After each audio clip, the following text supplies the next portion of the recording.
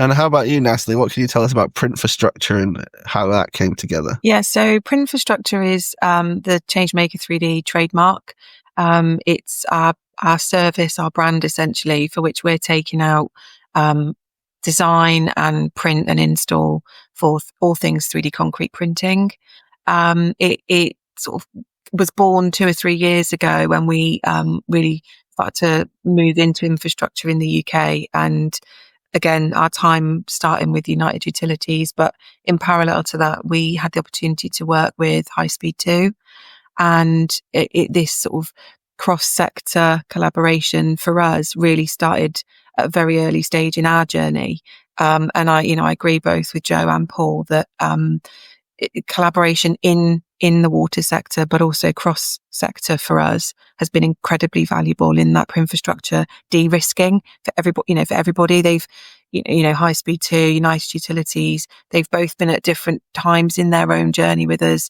They've been able to share and lessons learned, and that's been something we've actually felt very proud to be able to facilitate and be part of as a startup. Really, it's not every day you get companies of that scale to be able to come together and have a shared vision with you. So we really value those, those relationships, both with the company, but with the people in there that have really gone above and beyond to help drive this forward. So Printfrastructure is something that we have great ambition for its carbon reduction benefits and also the productivity and speed benefits it aims to bring both to AMP8 and beyond.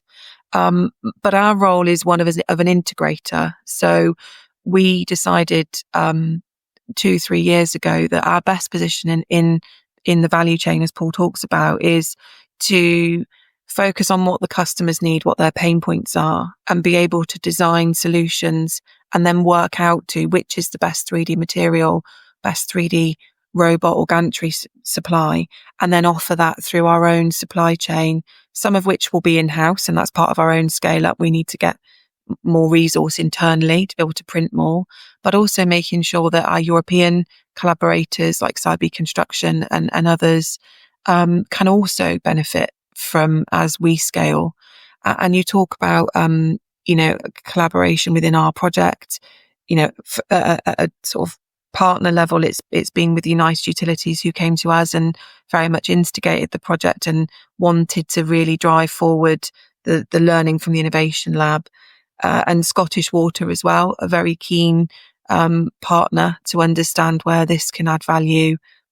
Manchester Metropolitan had sort of 2 roles really. One was to look at the 3D printed polymer side and look at scanning and obsolescence management within assets on a smaller scale, sort of plastics, and in their own right have had an awful lot of success alongside us in the concrete side. So we had 2 material focuses as a project, and also in our own project delivery. We've got partners, Constructure, who deliver a lot of structural support to us, and Automatatio, who provide us with all the change management and risk management support. And again, Cybe Construction, who were able to provide us with the right material and robotics support.